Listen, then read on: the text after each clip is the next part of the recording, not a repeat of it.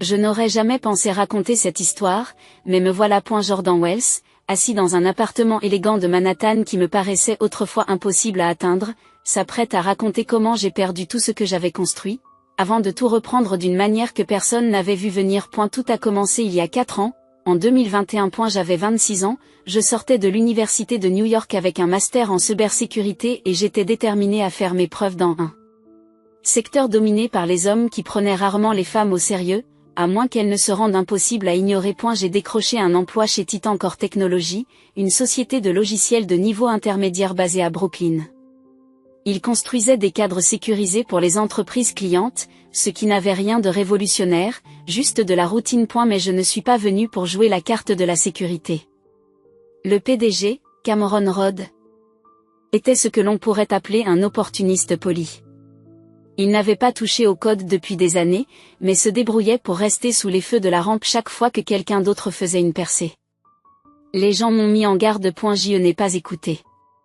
J'étais trop occupé à prouver ma valeur. Et elle me disait, ne réfléchis pas trop, rejetant mes contributions les plus ambitieuses. Fais en sorte que ça marche. Mais je n'étais pas là pour que ça marche. J'avais une vision. Alors, après les heures de travail, je restais tard dans mon petit bureau d'angle, avec du café froid et des pensées plus fortes. J'étais en train de construire quelque chose de plus grand que ce que Titan Core n'avait jamais imaginé. Une IA de cybersécurité capable de faire plus que réagir. Elle pouvait prédire. Je l'ai appelé Sentinelle. Alors que les systèmes traditionnels signalaient les menaces après leur apparition, Sentinelle les identifiait avant qu'elles ne soient lancées. Il étudiait les schémas humains, et pas seulement le code. Il a appris les comportements, reconnu les empreintes numériques et détecté les intentions. Et elle ne s'est pas contentée d'arrêter les attaques. Il les a anticipées. Elle a percé ses produits une nuit, juste avant 2 heures du matin. Je m'en souviens clairement parce que j'ai pleuré lorsque le modèle s'est stabilisé. Pas par frustration cette fois, mais par pur soulagement. Toujours là, Madame Wells ? Demandait gentiment Louise, la gardienne de nuit. Je travaille sur quelque chose qui m'est propre, répondais-je, en réduisant toujours l'écran. Parce que dans la technologie, le silence est plus sûr. J'avais vu trop de jeunes développeurs, surtout des femmes, voir leur travail absorbé par la direction. Leurs idées ont soudain été rebaptisées sous le nom de quelqu'un d'autre. Leur nom disparaissait. Leur éclat s'estompait. J'ai donc gardé Sentinelle comme un secret. J'ai payé mes propres serveurs, j'ai utilisé des systèmes isolés, je ne l'ai jamais laissé toucher l'ordinateur central de Titan Core, je me suis contenté de surveiller le trafic pour tester ces modèles prédictifs. Un jour, j'ai dérapé. Lors d'une réunion stratégique, j'ai fait une démonstration d'une petite partie de mon concept, pas Sentinelle lui-même, juste le cadre de surface, une amorce de conversation. Les yeux de Cameron se sont illuminés comme ceux d'un homme qui a trouvé de l'or. C'est ce dont nos clients ont besoin, a-t-il déclaré. 2 mois plus tard, sans que mon nom ait été mentionné, Sentinelle, ou une version mal reconditionnée de celui-ci, était dévoilée lors d'un lancement auprès d'investisseurs de premier plan. Et je ne figurais même pas sur la liste des invités. Mais ce que Cameron ne savait pas, c'est que j'avais déjà déposé une demande de brevet. 6 mois plus tôt, j'avais créé une SARL à mon nom et verrouillé le moteur principal de Sentinelle derrière des protections juridiques. Même le code auquel il a accédé était en filigrane. Authentifié, traçable. Le soir de la soirée de lancement, juste avant que sa démo ne soit lancée, les écrans se sont figés. Puis un message est apparu sur tous les écrans. Utilisation non autorisée détectée, propriété de Wells Technologies. Le silence dans la salle de bal a dû être assourdissant. Le lendemain matin, Cameron n'était plus dans les tendances pour sa grande révélation. C'est moi qui l'étais. Chaque tentative de violation, chaque connexion suspecte, chaque anomalie, Sentinelle les a toutes détectées, silencieusement, sans faille, sans jamais déclencher d'alerte. J'avais tout documenté. Historique des versions, journaux, sauvegarde horodatée sur 3 disques cryptés distincts. Je ne me contentais pas d'innover, j'accumulais des preuves. Car dans ce secteur, il ne suffit pas d'avoir une idée brillante. Et il fallait être prêt à la défendre. C'est alors qu'est arrivé le moment qui a tout changé. Nous étions en janvier 2022. J'avais enfin terminé le moteur central de Sentinelle, pas la version bêta, pas une simulation, l'architecture réelle. Et il fonctionnait mieux que je ne l'avais jamais imaginé. Et la validation externe de 2 consultants en cybersécurité a confirmé ce que je soupçonnais déjà. Sentinel pouvait arrêter 99,9% des cybermenaces avant qu'elles ne soient lancées. Les 0,1% restants étaient neutralisés en moins d'une seconde. Ce fut un tournant. Je savais que je ne pourrais pas le cacher éternellement. J'ai donc pris rendez-vous avec Cameron Rhodes. Oui, il était manipulateur. Oui, j'avais des doutes, mais il restait mon PDG. Une petite partie de moi espérait qu'il verrait Sentinel pour ce qu'elle était et qu'il m'aiderait à la présenter au monde de la bonne manière. Jeudi matin. 9h30, je suis entré dans la salle de réunion avec mon ordinateur portable, mes rapports, les résultats des tests de sécurité, tout ce dont il aurait besoin pour comprendre ce qu'était vraiment Sentinel. Cameron s'est adossé à son fauteuil en cuir pendant que je lançais la démo. Son visage ne laissait rien transparaître. Lorsque j'ai terminé, il y a eu un long silence. C'est intéressant, dit-il enfin. Depuis combien de temps développez-vous cela? Presque 2 ans, ai-je répondu, mais pas sur le temps de travail de l'entreprise. Tout se fait sur mon propre matériel, en dehors du réseau. Je peux tout vous montrer, les journaux, les horodatages, les vérifications indépendantes. Elle a levé la main, me coupant la parole. Envoyez-moi la documentation complète, la base de code, j'ai besoin d'examiner tout cela correctement. Il y avait quelque chose d'étrange dans son ton, quelque chose que j'aurais dû saisir, mais j'étais trop pris par l'espoir, la fierté, l'idée que peut-être, enfin, quelqu'un m'écoutait. Je suis resté tard dans la nuit pour répondre à ces questions, détails de la mise en œuvre, évolutivité, modèle de tarification, il a tout demandé et j'ai répondu, sans rien cacher. Je suis rentré chez moi avec le sentiment d'être sur le point de faire une percée. Le lendemain matin, tout s'est effondré. Je suis entré dans le bureau et j'ai essayé de me connecter. Accès refusé. J'ai d'abord pensé qu'il s'agissait d'un problème technique, puis j'ai réessayé. Même message. Puis mon téléphone a sonné. Un courriel DRH, veuillez vous rendre immédiatement dans la salle de conférence du 14e étage. Je n'ai pas paniqué, pas encore. J'ai pris mon sac et j'ai traversé le bureau, les collègues levant les yeux de leur bureau, l'air perplexe. Dans la salle de conférence, Cameron était déjà assis avec Suzanne des ressources humaines et 2 agents de sécurité en uniforme. Un épais dossier était posé sur la table. Jordan, commence Cameron.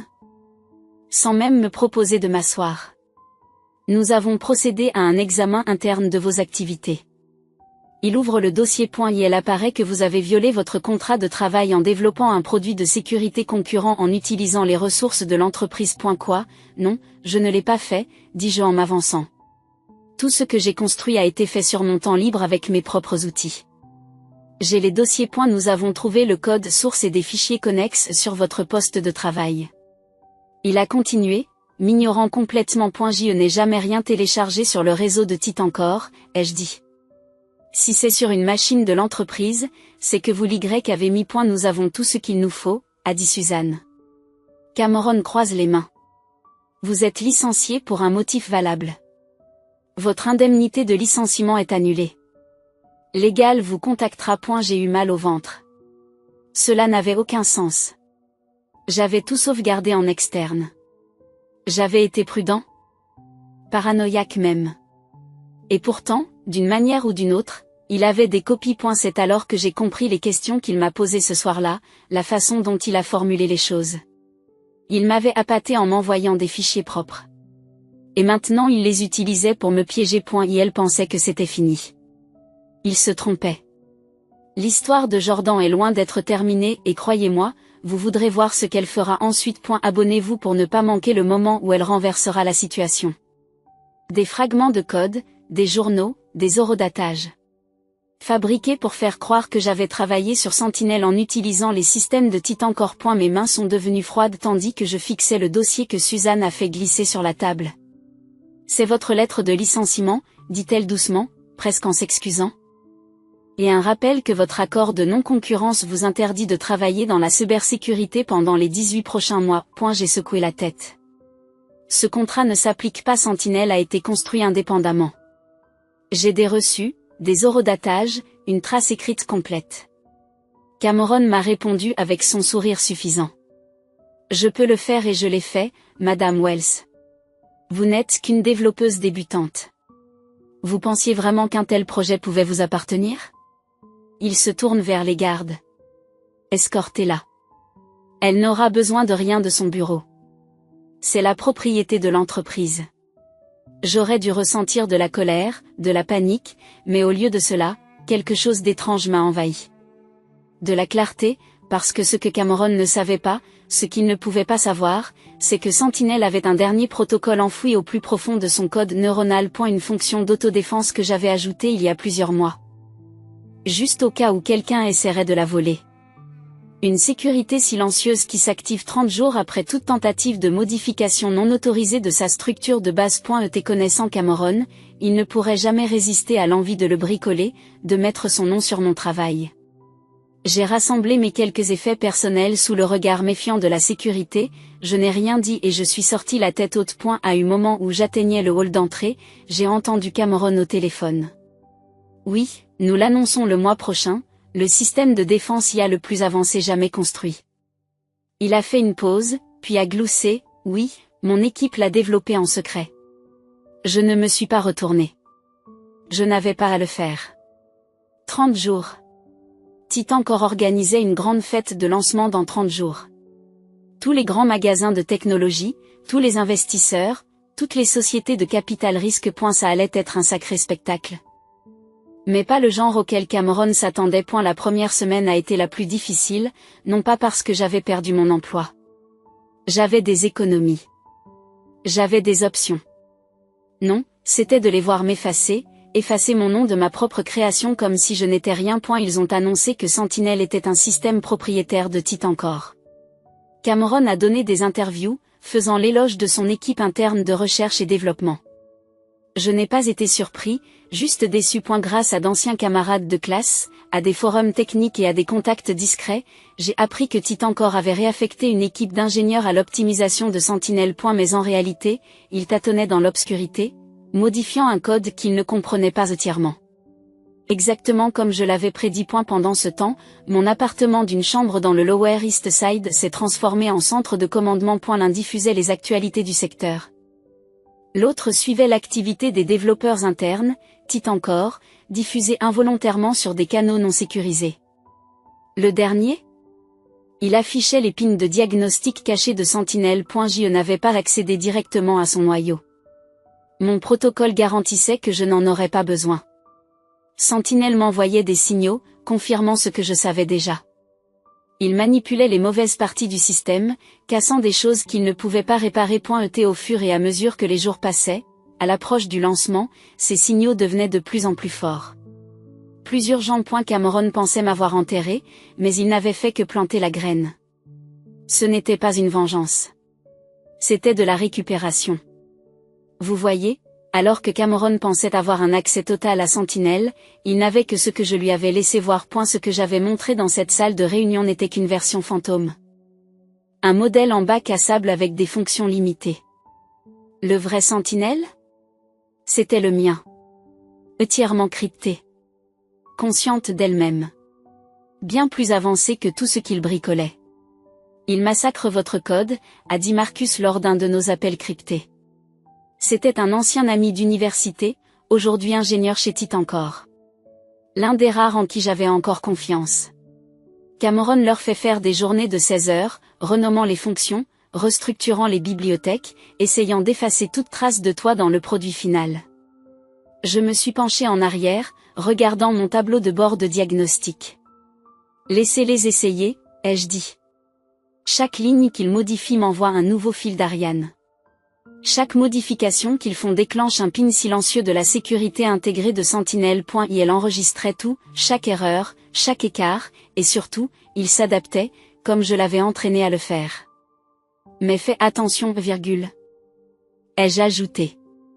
S'ils vous tracent, ils ne le feront pas, je ne suis pas stupide, a répondu Jordan avec un petit rire. Mais merci. Marcus n'était pas mon seul allié. 3 jours après mon licenciement, j'ai reçu un message sur Proton Mail.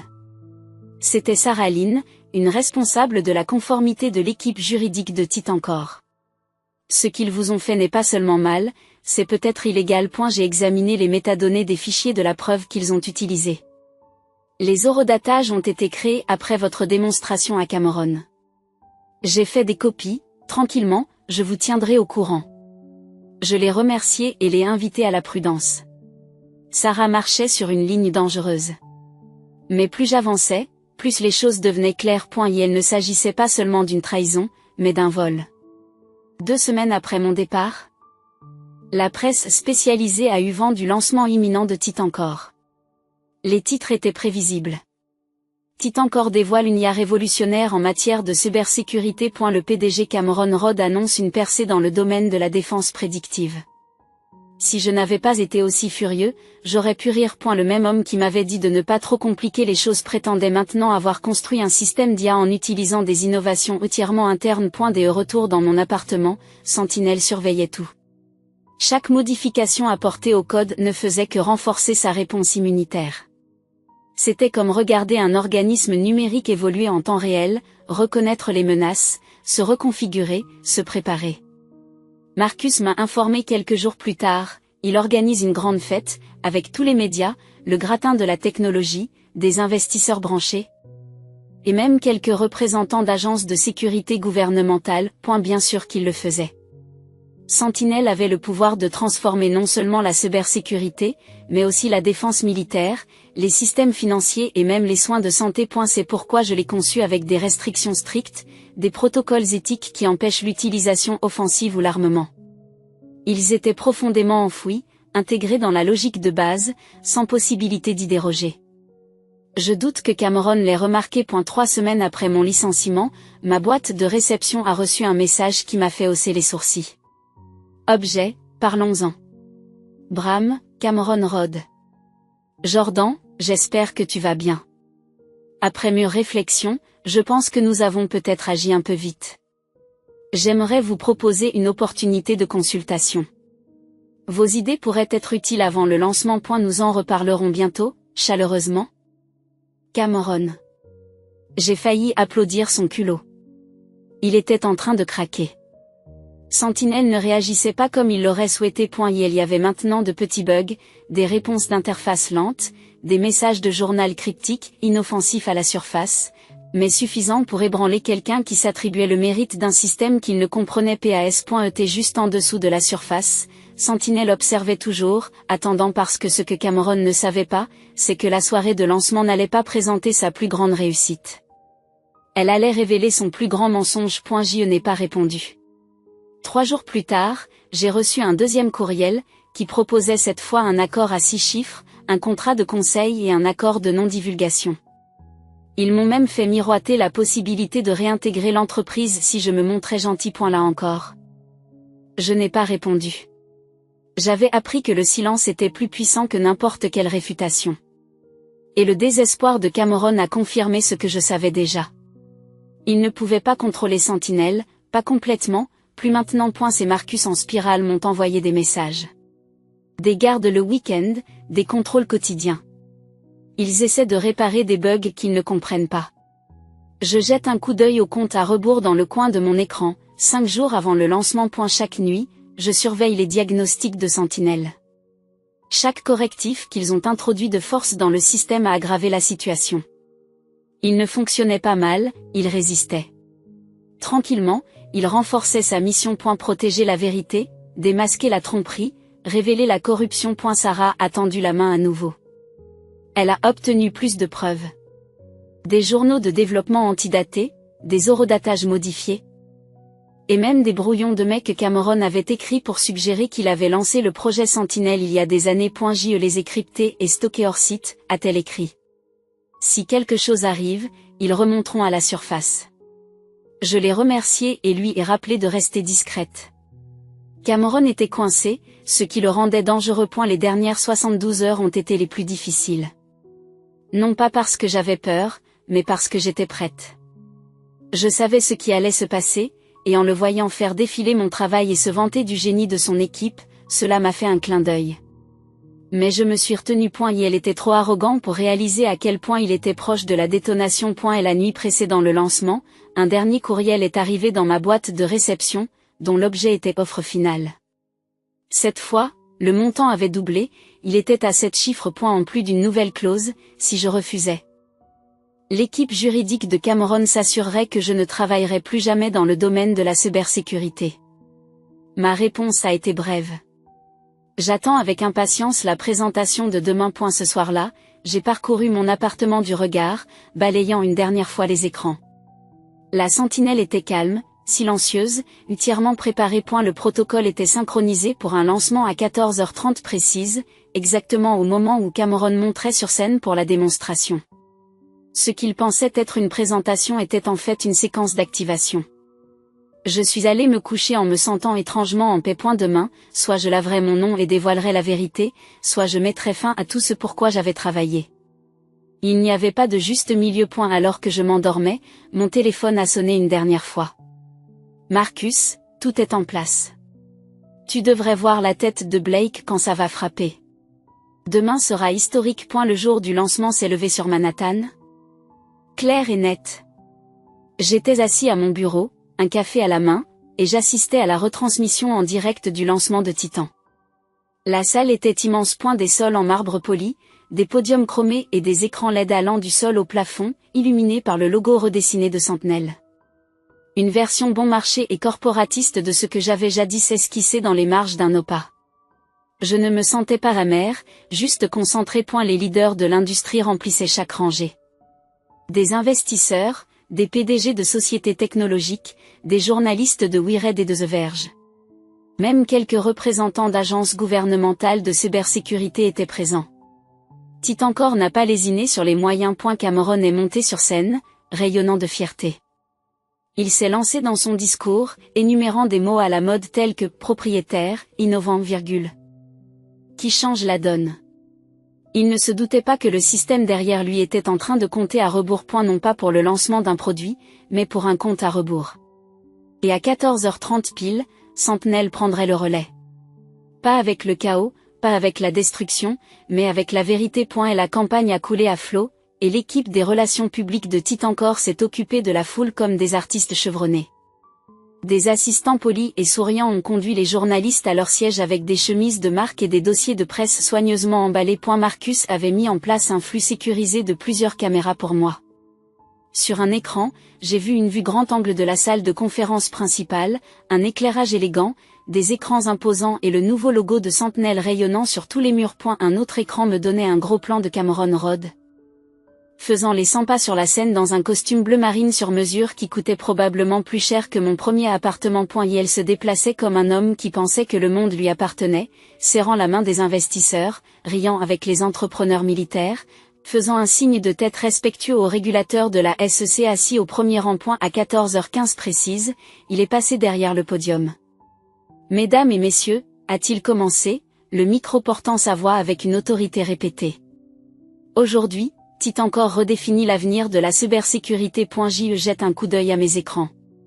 Le protocole caché de Sentinel était en ligne, s'échauffant au fur et à mesure qu'il scannait les altérations du noyau, les accès non autorisés et les changements structurels. 15 minutes. Au cours des 3 dernières années, poursuit Cameron, mon équipe et moi-même avons travaillé sans relâche pour construire quelque chose d'inédit. Un système de sécurité IA qui ne se contente pas de répondre aux menaces, mais qui les anticipe. Sur les écrans LED situés derrière lui, l'interface remaniée de Sentinel est apparue. Je dois admettre qu'ils l'ont bien présenté. Mais les apparences ne sont que superficielles. 10 minutes. Permettez-moi de vous présenter la réponse adaptative de Sentinel à la menace, a déclaré Cameron, en marchant d'un pas assuré vers le terminal. Nous avons préparé une cyberattaque simulée en temps réel. Mon téléphone a sonné. Sarah, membre du conseil d'administration confirmé, entrepreneur militaire au premier rang, agent de la SEC ici, salle comble. Parfait. Cameron a lancé la simulation, et comme prévu, Sentinel a réagi avec une grande précision. Mise en quarantaine des fichiers, réacheminement du trafic, isolation des logiciels malveillants, la foule murmurait son approbation, applaudissait poliment, haussait les sourcils. Bien sûr que ça a marché. Je l'ai construit aussi. 5 minutes. Et maintenant, a déclaré Cameron, en faisant un geste fier, vous allez voir la véritable innovation de Sentinel, sa capacité à apprendre et à s'adapter en temps réel. Il a lancé une deuxième vague de menaces fictives. C'est alors que cela s'est produit. Une petite fenêtre est apparue dans le coin du terminal. Alerte système, analyse de l'intégrité du noyau, en cours. Il tenta de l'ignorer, réduisant la fenêtre d'un simple clic de souris. Mais Sentinel se réveillait, 14h30. Les lumières s'éteignirent, les écrans clignotèrent, le code tomba en cascade comme une pluie battante. Cameron se retourna nerveusement, excuse, problème technique mineur. Des modifications non autorisées ont été détectées. La voix de Sentinel résonna dans le hall, calme et régulière. Ma propre voix, traitée numériquement. Des années plus jeune mais indéniablement la mienne. Initialisation du protocole de vérification du système. Le visage de Cameron s'est vidé de ses couleurs. Commande tapée de manière éphémère. Accès refusé. Jordan, chuchota Marcus dans mon oreillette, à bout de souffle, c'est fou, tu es déjà en vogue. Sur l'écran, les diagnostics de Sentinel ont été rendus publics. Nom des fichiers, journaux des versions, identifiant des utilisateurs. G. Wells, le développeur original. Route, accès non autorisé. Et la foule a commencé à murmurer, d'abord confuse, puis plus bruyante au fur et à mesure que les captures d'écran et les données apparaissaient en direct sur les écrans. Vérification de l'identité requise, poursuit Sentinel. Recoupement des signatures du code source. Affichage des journaux d'origine. Cameron s'est élancé vers le micro du podium. Oui. Il y a eu un malentendu? Il s'agissait d'un effort de collaboration. Sentinel lui coupe la parole. Fausse déclaration détectée. La salle devient silencieuse. Sur les écrans, mon nom apparaît en gras. Développeur de système, Jordan Wells. Chaque horodatage, chaque ligne de code, chaque document antidaté était exposé. Et Cameron, IFRO, les écrans massifs se sont déplacés. Ligne après ligne, le code source est apparu. D'un côté, l'architecture propre et efficace que j'avais écrite. De l'autre, le désordre maladroit et écrasé, les cœurs titans que les ingénieurs s'étaient efforcés de faire passer pour les leurs. Les historiques des engagements peuplaient les écrans en temps réel, les horodatages, les métadonnées, mon nom d'utilisateur, mes empreintes digitales. Il n'y avait plus moyen de le nier. Développeur principal identifié, Jordan Wells. Sentinel a annoncé. Calme et absolu. Le système actuel a été compromis par des modifications non autorisées initiées par Cameron Rodd. Les halètements ont déferlé sur la salle comme une vague. Cameron tapa frénétiquement sur sa console pour essayer de neutraliser le système. Il est trop tard. Affichage de la preuve du vol de la propriété intellectuelle. Puis vint le véritable coup. Les écrans ont commencé à parcourir les documents que Sarah avait rassemblés. Des journaux de développement falsifiés. Des fichiers avec des métadonnées antidatées. Des copies de mon code original modifié pour en cacher la source. Des courriels que Cameron pensait avoir supprimés. Des offres de règlement. Des projets de NDA. Tous plus accablants les uns que les autres. Mesdames et messieurs, poursuit Sentinel.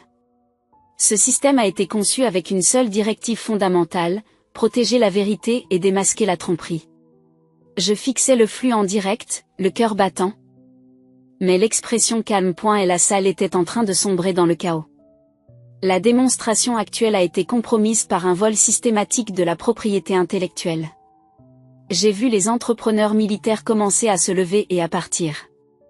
Leur intérêt pour le produit était manifestement éteint. Les membres du conseil d'administration se sont regroupés en grappes serrées, faisant des gestes urgents. Les journalistes prenaient des photos et rédigeaient des tweets. L'événement de lancement, retransmis en direct à des milliers de personnes, était en train de s'effondrer. Cameron a craqué. C'est scandaleux, a-t-il aboyé, le visage rouge. C'est du sabotage, un ex-employé amer. Accès aux serveurs de développement originaux, interrompit Sentinel. Les écrans sont passés à des images vidéo, des images granuleuses des caméras de sécurité des bureaux de Titancore. J'étais là. Recroquevillé sur mon bureau à minuit, en train de déboguer Sentinel ligne par ligne. Ensuite, les journaux d'accès à la sécurité, horodatés à la minute près, montrent des mois de travail en dehors des heures de bureau, sur mon temps libre, avec mon propre équipement. Puis vint le coup de grâce.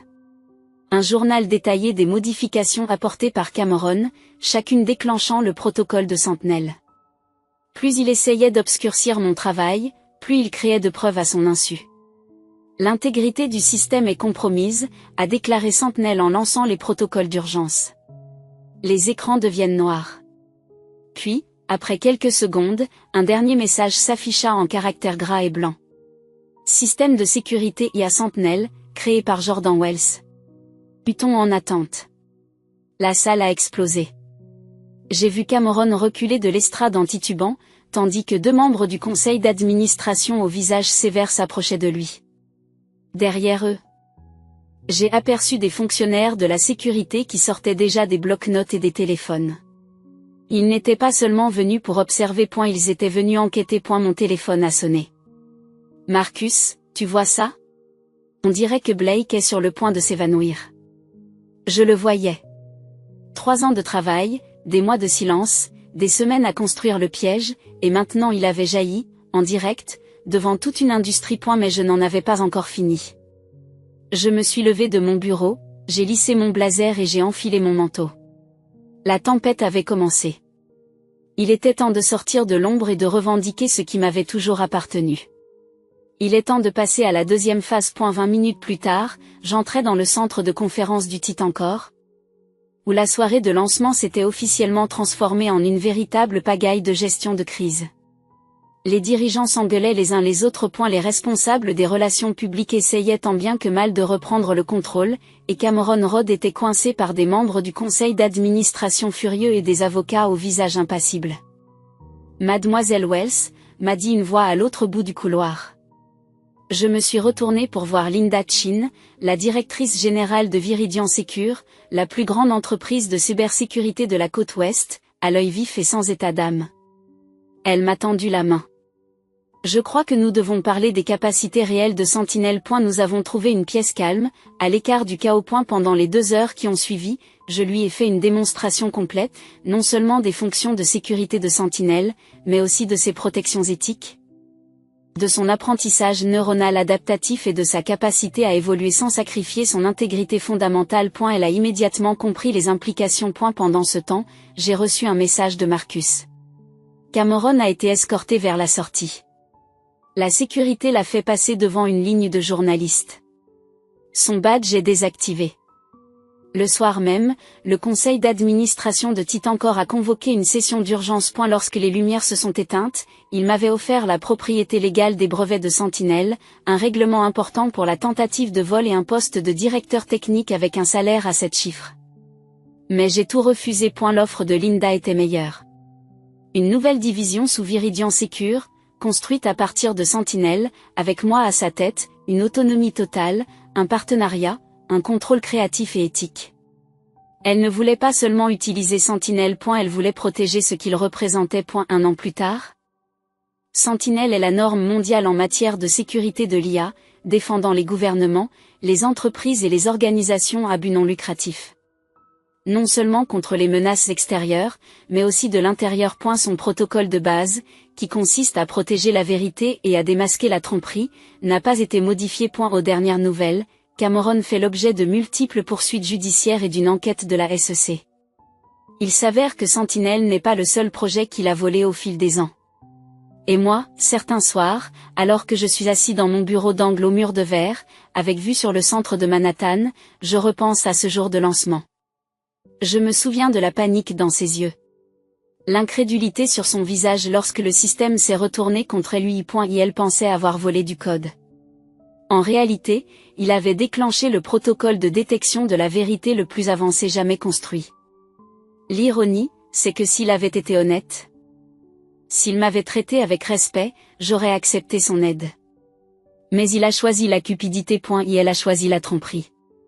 Et ce faisant, il a armé ma création contre lui-même. Aujourd'hui, les entreprises n'utilisent pas seulement Sentinel pour protéger leurs données. Elles l'utilisent pour se responsabiliser, pour prévenir les fraudes, pour traquer les abus internes, pour arrêter le vol avant qu'il ne commence. Chaque fois qu'il surprend quelqu'un en train d'essayer de s'attribuer le mérite du travail d'une autre personne, je souris. Car parfois, la sécurité ne se limite pas à la protection des réseaux. Parfois, il s'agit de protéger la vérité. Parfois, le développeur silencieux dans le coin ne se contente pas d'écrire du code. Il écrit tout simplement ceci. Et si vous êtes arrivé jusqu'à la fin de mon histoire, je vous remercie sincèrement. Il ne s'agit pas seulement de code volé ou de sabotage d'entreprise. Il s'agissait de se lever lorsque quelqu'un essayait de m'effacer. De refuser de laisser le silence définir ma valeur. Et si quelque chose dans mon parcours vous a parlé, j'aimerais le savoir. Laissez un commentaire ci-dessous, partagez vos pensées, vos expériences, ou même simplement un mot de soutien. Croyez-moi, je les lis tous. Si vous avez déjà été sous-estimé, rejeté ou si votre travail a été considéré comme acquis, je veux que vous sachiez que vous n'êtes pas seul. Votre voix compte. Votre travail est important. Vous avez de l'importance. Voici ce que j'ai appris. Il n'est pas nécessaire de crier pour être puissant. Il n'est pas nécessaire de jouer leur jeu pour gagner. Parfois, la chose la plus révolutionnaire que vous puissiez faire est de construire tranquillement quelque chose qu'ils ne peuvent pas vous prendre et de laisser la vérité parler d'elle-même. Alors, que vous soyez en train de coder dans un coin, de peindre dans un sous-sol ou de poursuivre un rêve que personne d'autre ne voit encore, ne vous arrêtez pas, continuez à construire. Continuez à avancer, parce qu'un jour, ils ne verront pas seulement ce que vous avez fait, ils sentiront ce que vous avez défendu. Si vous voulez voir d'autres histoires comme la mienne de force tranquille, de résilience et de vengeance bien méritée, appuyez sur ce bouton d'abonnement. Rejoignez une communauté qui croit en la justice, l'intégrité et le pouvoir de rester fidèle à soi-même, même lorsque les chances sont contre vous. Nous ne faisons que commencer. Parce que dans un monde plein de bruit, ce sont parfois les plus silencieux qui changent tout.